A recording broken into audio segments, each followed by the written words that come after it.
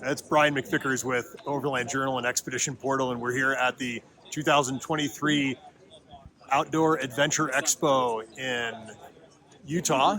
And we're here with Ben Parker of Lightship, and he's going to give us a tour of the new trailer. Let's go for a tour. Hi, Overland Journal crew. Thanks for following along. What you're looking at behind you is the Lightship L1. This is our flagship product and our first product. We like to think it's the perfect travel trailer for the age of electrification, and we are the first American electric RV company. Let's go for a little walk around. So the first thing that you probably notice about the design of the vehicle is that a lot of the styling is very automotive inspired. We looked at other vehicles that were out there and saw that there are not many that look like the trucks that are pulling them, and that felt like an opportunity for us to make a better vehicle. Really, even before that realization, we saw that most travel trailers are not efficient enough to be pulled by, even a gas truck struggles with fuel economy. An electric truck, when it's pulling a typical travel trailer, can't go more than maybe 100 or 125 miles. And so we needed to solve that problem and try to offer a long-range electric towing experience. The way that we did that is twofold. One, we have really great aerodynamics on the trailer. So you can see right now, if we step out, this is in its camping mode, so it's full height. It's about 10 feet tall. You'll see when we get inside, it's got a super tall ceiling. It's a 7.5 foot ceiling. But when you're towing it down the road, it goes into its road mode like this. And the road mode is where it's most aerodynamic. So it ends up being about 3 times as aerodynamic as a traditional travel trailer. And what you get out of that is great efficiency and great towing mileage. Now, in addition to great aero, we also did something kind of crazy. We put an EV battery and a motor on board. And so the motor on the trailer helps the trailer propel itself, almost like a boost function. And so what that means is that the truck that's towing it doesn't lose any range anymore. And especially if it's an EV truck, instead of going down to 100 or 125 miles of towing range, now it's back up to a full 300 miles. And what that means is that you can go all electric camping with a trailer in tow if you have an EV truck like a Lightning or a Rivian or any of the great EV trucks that are coming out now. It's going to really change the experience. Yeah, we think so too. Go around the front. Yeah, thanks to the good folks at the Ford marketing team for they let us borrow a Lightning as well. We've had some fun in it, as you'd expect. And it is actually it's capable of pulling a Lightship. It's the kind of fully loaded weight of the Lightship is 7,500 pounds, and the Lightning can pull 10,000, which is great. You may be wondering what the heck is in that huge box on the front of the trailer. If it's all electric, there shouldn't be any propane cans. So why would you need to fill that space? And what we did is we put sort of all of the loud bits of the air conditioner or the HVAC system into the tongue of the trailer to make new use of that space. And of course, it's a bidirectional system, so it can do both heating and cooling, and it is all electric. That we're pretty excited about. And one of your engineers was telling me how the actual tongue of the trailer incorporates into the drive system with sensing. True. That's true. So the range assist system that I was describing, it is think of it basically as a motor on the trailer. Of course, you have a motor in the truck, and you need a way to get the two to talk to each other and never fight against each other. The way that we do that is with a force sensing system in the hitch of the trailer, and so basically, if the trailer motor knows what the force between the truck and the trailer is, then it'll make sure that it's never going to push on the truck, but it can also help the truck as much as possible, so that when the truck is cruising on the highway, it feels almost no drag. It's almost a neutral, finds neutral. Yeah. It's like it's funny because in a lot of ways the truck becomes more like a guide vehicle than a tow vehicle. It's just telling the trailer where to go, but it's not struggling very hard against it, which is cool. Let's see. You can probably already tell from the outside that it has a lot of windows in it, but they're tinted out a bit, so you don't get quite the full experience. we can pop inside and you can see what it actually feels like. So we've got regular windows around the side and a safari window up on top. Yeah, exactly. The automotive term for that is that angled section is called the tumble home. So in the tumble home.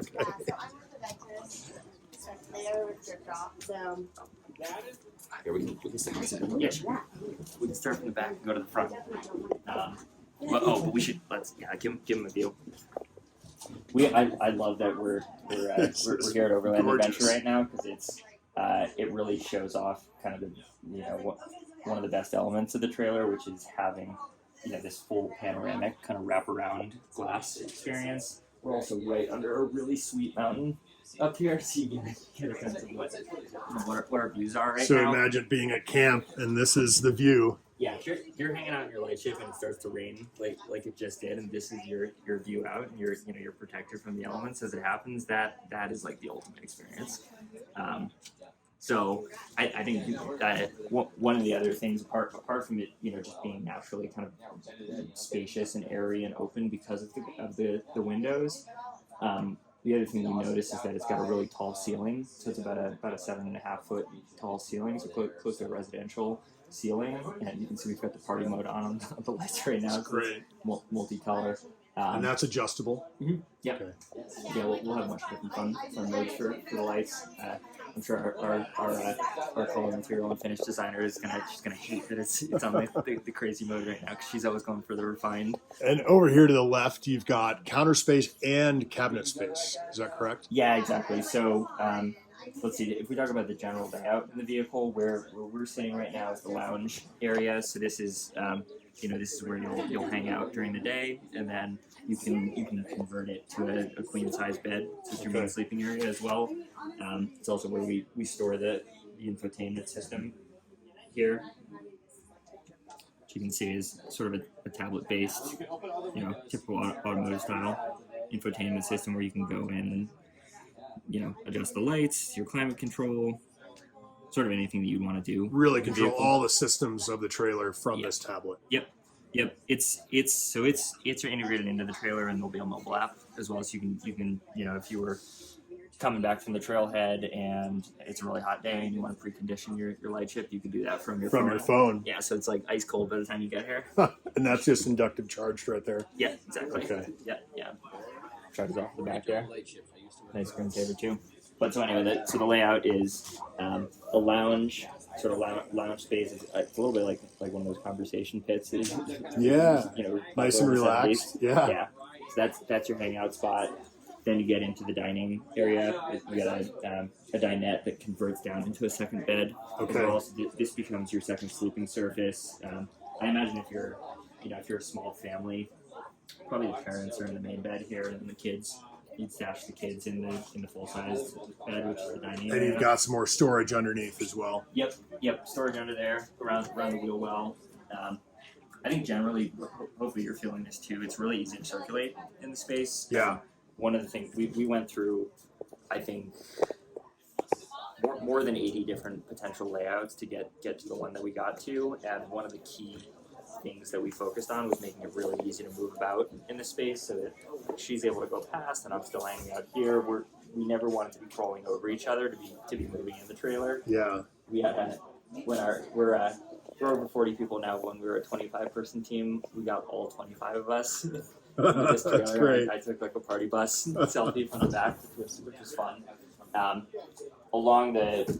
the back, the left side of the trailer here is called a storage console. So this is your, it's both extra countertop space and a lot of your right now we've just got some random stuff in there, but you could think you could do travel duffels or, for instance, something like a cooler, all that sort of stuff in the main console here. No storage underneath, unfortunately, because that's where the wheel well is. Oh, okay. Yeah. Trash area. This would be like a cross kitchen storage, and then this is your main kitchenette. And you've got multiple refrigerators and freezers. Correct. Double door fridge here. We've been passing out drinks. So you got two of those. Down and to the right is a freezer, like so. A little bit more under sink storage space. Dodge around a P-trap there. Off all the way to the left is an induction cooktop on the top. Of course, everything's electric. There's no combustion fuels on board. There's your microwave. Actually, that was kind of slick. That's very slick. That's really neat. Yeah. And a dishwasher. It comes with a dishwasher. Which it's funny. There's a funny story about this, but one of the things that most drew us to this was that, okay, we thought we're always going to have the power to run it. So even if you're camping off grid, you can still make use of this. And then it turns out that if you were hand washing your dishes through a weekend, you might use 5, 6, 7 gallons of water just hand washing. A dishwasher, because it recirculates a lot of the water, it only uses about 2. So the dishwasher is more efficient for water consumption. More water efficient. Okay. Yeah.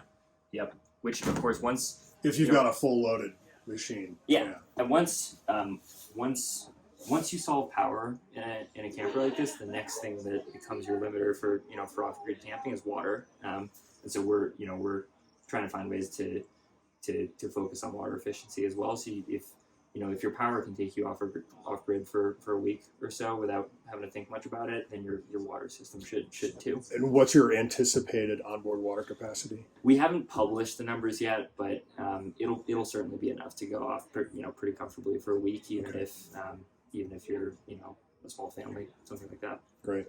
Yeah. So that's the kitchen area, and then finally to the back. Welcome to the bathroom. This counter. Yeah, they call it's a full bleed mirror with a ring light around it. This whole mirror can swing out as well, so you can even get even more openness in the space because it's raining. We kept them down. It's a dry bath setup, so a partition can come down. I could be taking my shower here. Someone else can be, if they're getting ready for dinner or something like that, they can be using the toilet and sink area. A lot of the material choices you'll notice are probably not what you find in a normal trailer. It's got some style to it. Yeah, it's a little stylish. This one it uses a lot of ocean recapture plastic, so it's high percentage recycled material, and actually the same is true for the flooring. There, it's a woven vinyl kind of marine style flooring, which makes it pretty easy to clean, and let's not ring come down. And so that's kind of the main run through of the vehicle. What can you tell me about these bags? Oh yeah, I'll tell you quite a bit. Maybe the thing you notice when you're looking at it is that on both sides of the vehicle there are these blue rails. We call them the gear rails, and the thinking that we got to from talking to a lot of people who are RVing a lot and us doing it ourselves was that you kind of want to be able to trade off window space for more storage overhead, especially if you're a bigger family or if you're going out for a long time. You might need the overhead storage, and so what these rails allow is you can either put a series of duffels like overhead storage up there, or if you're doing sort of like a more off-grid trip or an adventure trip, you could put your gear up there. So it could be like fishing poles or snowboards or skis or surfboards, whatever gear you have. We actually even we just did a study, and you can fit, I think, a 16-foot kayak up there, and still close the top, and it still just barely clears, but the whole thing will come down and sort of like dives around the seat. So you're finding solutions for the toys, the adventure equipment that people bring along. Yeah, I mean, we know that a lot of our customers they're gonna have all this gear, and they may want to put them on the back, but because we're so focused on the aerodynamics, we want to make sure that there's a way to kind of keep the efficiency of the vehicle and store all your gear in it. And so stuff like this, the production version, we're looking at little tie downs for things like mountain bikes. For instance, we're looking at that seat flipping up, so you could drive your mountain bike straight in and tie it down. Right. That way, I think that's a big part of what we want to offer. Oh, this is really impressive. Thank you for the tour. Yeah, thanks, Brian. You bet.